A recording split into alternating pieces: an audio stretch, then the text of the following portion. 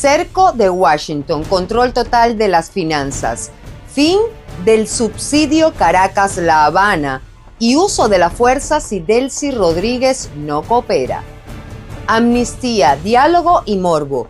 El lado crudo de una Venezuela sin garantías humanitarias ni democracia. Del lobby político al bloqueo económico, Europa rompe con el blindaje del chavismo, les contamos. La fractura y el control externo ya son visibles. El efecto dominó apenas comienza.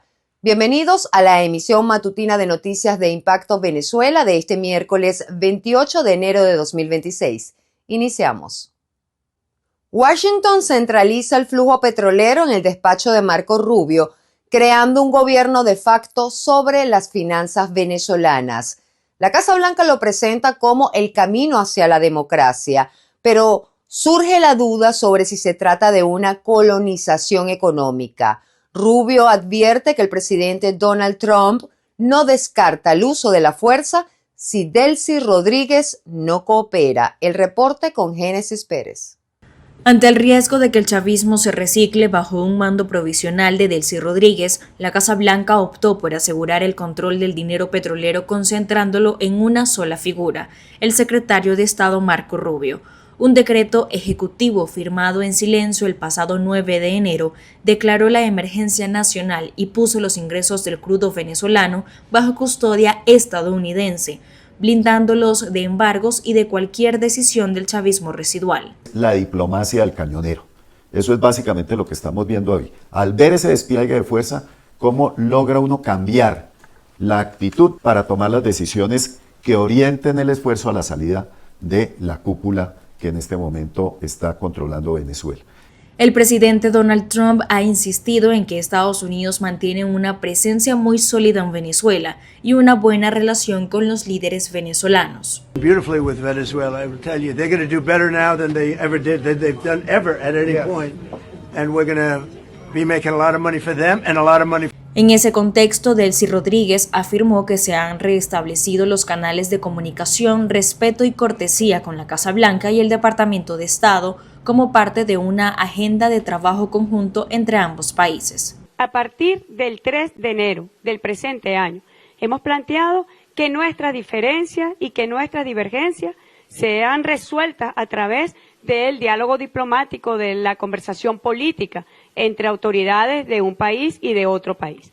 El Departamento de Estado notificó al Congreso que reabrirá gradualmente la embajada en Caracas, cerrada desde 2019, con funcionarios temporales ya operando en funciones de seguridad y administración, cuyo mandato se ampliará a tareas consulares, políticas y económicas. Paralelamente, la presencia militar de Estados Unidos en el Caribe refuerza el escenario. Un dron furtivo MQ-4C Trident operó esta semana frente a Venezuela desde la región de información de vuelo de Maiquetía, volando a más de 47.000 pies y simulando un P-8A Poseidón para recolectar inteligencia sobre la Fuerza Armada Nacional Bolivariana en un despliegue que también apuntaría a evaluar las defensas de Cuba ante eventuales acciones futuras. Una cosa es lo que pasa ante los ojos y otra cosa es lo que va pasando por debajo. En el caso de Marco Rubio, importante porque creo que él viene desde antes de llegar a la posición que hoy tiene hablando del tema de Venezuela y se le volvió uno de sus temas banderas.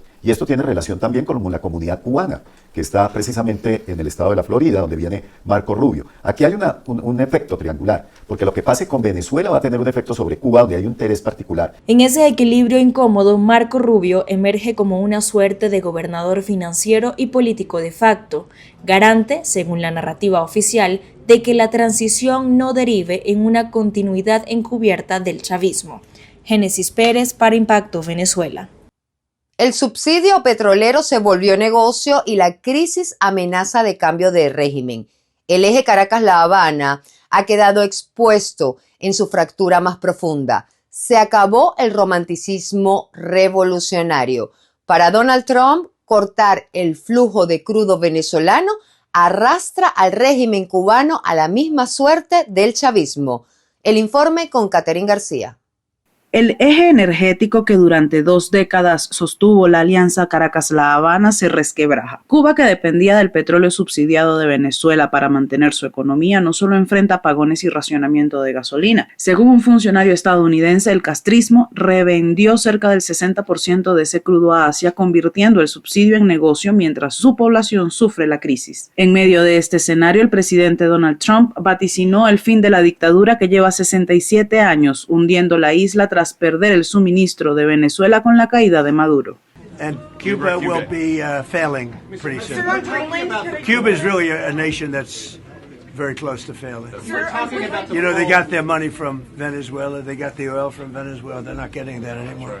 Ahora, respecto a Venezuela, Estados Unidos prepara una licencia general para levantar parte de las sanciones sobre la industria petrolera nacional, informó el secretario del Tesoro Scott Bessent. El objetivo es agilizar acuerdos de suministros por $2.000 millones y respaldar un plan de reconstrucción de $100.000 millones para PDVSA. En cuanto a ello, la propia encargada de la presidencia, Delcy Rodríguez, lo confirma y asegura que los fondos serán destinados para el bienestar social. Yo quisiera también informar que nos encontramos desbloqueando recursos de Venezuela que pertenecen al pueblo de Venezuela, los estamos desbloqueando y va a permitir que podamos invertir recursos importantes en equipamiento para los hospitales, equipamiento que estamos adquiriendo en Estados Unidos y en otros países, equipamiento para el área de la electricidad, equipamiento para el área de la industria gasífera en Venezuela. Sin embargo, el tablero energético no queda ahí. La estrategia de la administración Trump también se refleja en el mar, ahora con la captura del navío Marinera, vinculado a operaciones de crudo venezolano cerca de Islandia. El buque con bandera rusa fue interceptado por la Guardia Costera y trasladado junto a su capitán fuera de jurisdicción británica, en una acción que abogados calificaron como secuestro. Washington y Londres defendieron la operación como parte de la ofensiva contra la flota fantasma que transporta petróleo bajo sanciones.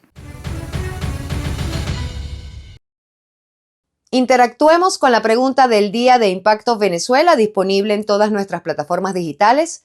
La de hoy es la siguiente. El juego cambió.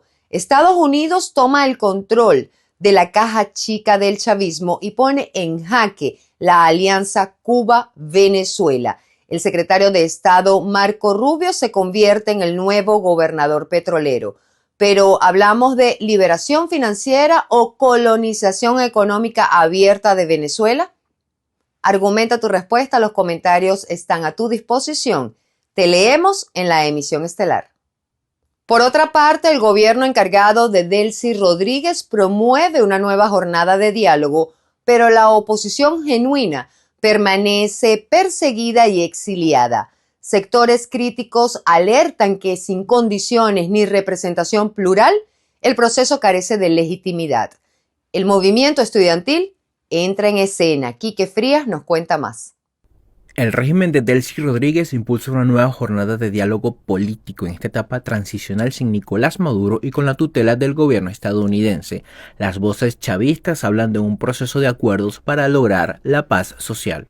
A un verdadero diálogo político con resultados concretos, inmediatos, y que ese diálogo político tenga un apellido, que sea diálogo político venezolano. Pero la realidad de Venezuela es otra. El país no solo necesita acuerdos en el poder, también está hambriento de democracia. La oposición genuina luce perseguida, en el exilio o tras las rejas. ¿Existe viabilidad para un acuerdo transicional? ¿Qué se necesita para que esto ocurra? Sobre esto conversamos con Alejandro Linares Mendoza, periodista y analista político internacional. El contexto actual no es un contexto idóneo para intentar un diálogo. Se trata de un contexto en el que la susceptibilidad está a flor de piel. Hay susceptibilidad a lo interno del chavismo, donde se presume traición, donde todos están desconfiando de todos, pero también hay susceptibilidad en la sociedad venezolana, pues no hay una certeza acerca del rumbo, acerca del destino que tomará esta transición. Organizaciones como Laboratorio de Paz remarcan que una verdadera comisión de diálogo se conforma en un contexto sin presos políticos, sin persecución y con respeto a los derechos humanos, factores que hoy se mantienen amenazados por la bota militar y los colectivos en las calles. Que ese proceso sea efectivo y genere los resultados esperados, en ese proceso tienen que participar todos los actores. Me refiero a la oposición, que está encabezada por Edmundo González y por María Corina Machado. Además, en ese diálogo debería haber o deberían estar presentes representantes de todos los sectores de la sociedad. Los dirigentes estudiantiles, alzados de nuevo en las calles exigiendo una verdadera transición política en el país, señalan cuál es el camino del diálogo en Venezuela. Venezuela no está en crisis por falta de diálogo. Estamos en crisis por 26 años de malas decisiones. El pulso ya es internacional. El gobierno español, actor recurrente en el tablero venezolano, vuelve a marcar distancia. Su canciller, José Manuel Álvarez, cuestiona la tutela estadounidense y aboga por una salida interna con actores venezolanos, pero el llamado choca con una realidad ineludible. No hay garantías humanitarias, no hay inclusión política y no hay libertad de expresión, el pilar indispensable para cualquier democracia y para un verdadero concilio nacional. Reportó para ustedes Quique Frías, Impacto Venezuela. Mientras se invoca una ley de amnistía para presos políticos en Venezuela, el castigo familiar sigue operando como arma de presión. Nuevas denuncias revelan una lógica del poder que condena a madres, adolescentes y hasta recién nacidos. Los detalles con Juliana Palmar.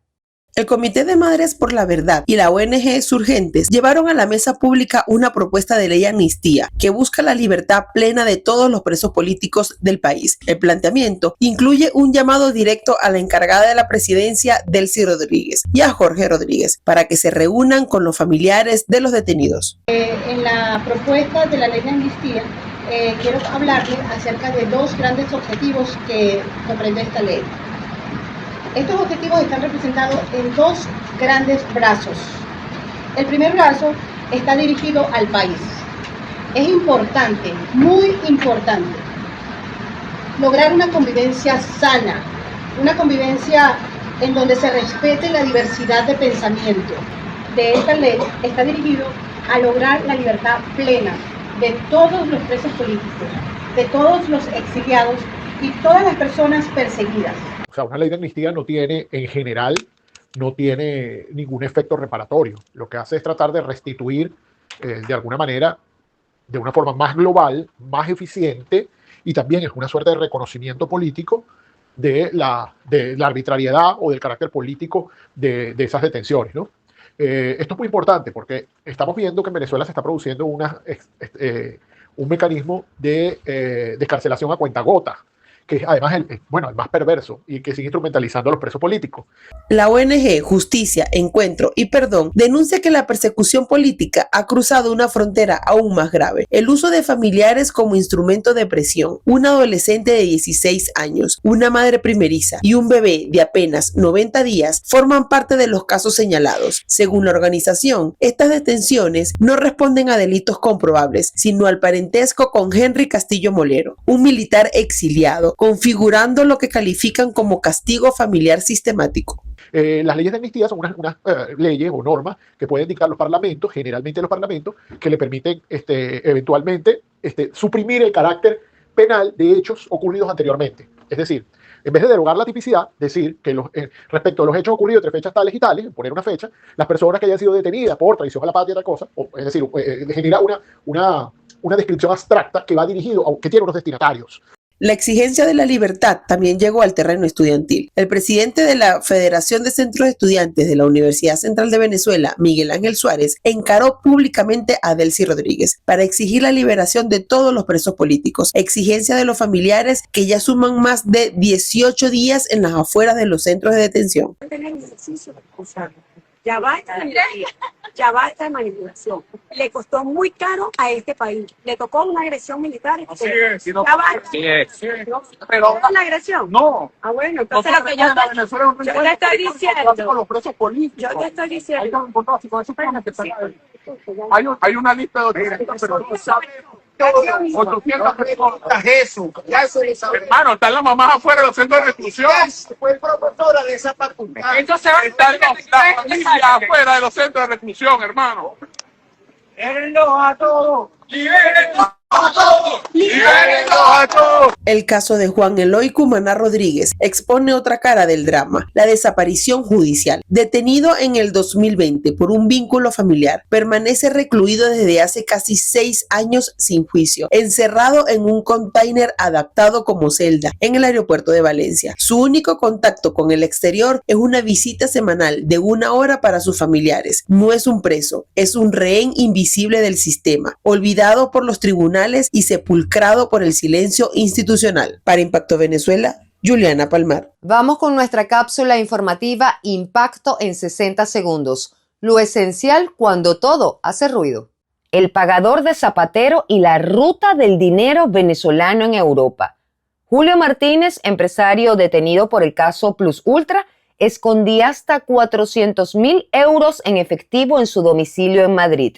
Durante años, pagó al expresidente José Luis Rodríguez Zapatero por supuestas consultorías globales y fue contratado por la aerolínea de capital venezolano para mediar directamente con el régimen de Nicolás Maduro. Sus gestiones incluían trámites de aduanas, repuestos y contactos con altos jerarcas chavistas. En Madrid investigan a Plus Ultra, rescatada por el gobierno de Pedro Sánchez con 53 millones de euros de fondos públicos. Las pesquisas apuntan a préstamos sospechosos de Simon Lendert, financiero investigado en Suiza y Francia por canalizar fondos a través de sociedades offshore ligadas a Venezuela.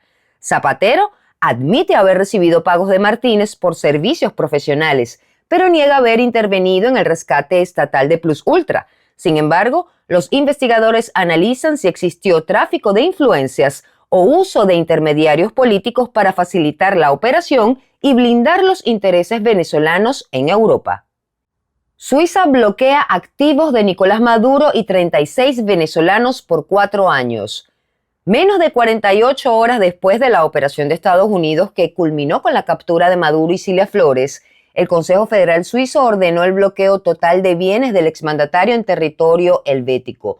La medida se extiende a familiares directos, exfuncionarios como Jorge Arreaza y Rafael Ramírez, y a empresarios ligados a la corrupción en PDVSA como Alejandro Betancourt, Francisco Convit y Raúl Gorrín. Aunque Berna no revela cifras, se estiman más de 10 millones de dólares vinculados al régimen venezolano en Suiza.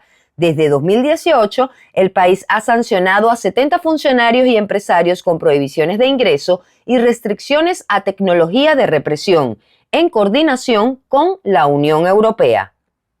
El presidente de Colombia, Gustavo Petro, nuevamente le da la mano al chavismo. A una semana de su reunión con Donald Trump, califica como secuestro la detención de Nicolás Maduro y Cilia Flores. A su juicio, deben ser devueltos a Venezuela y juzgados por un tribunal de su país y no en Estados Unidos. Escuchemos. Bombardeada Caracas, la patria de Bolívar.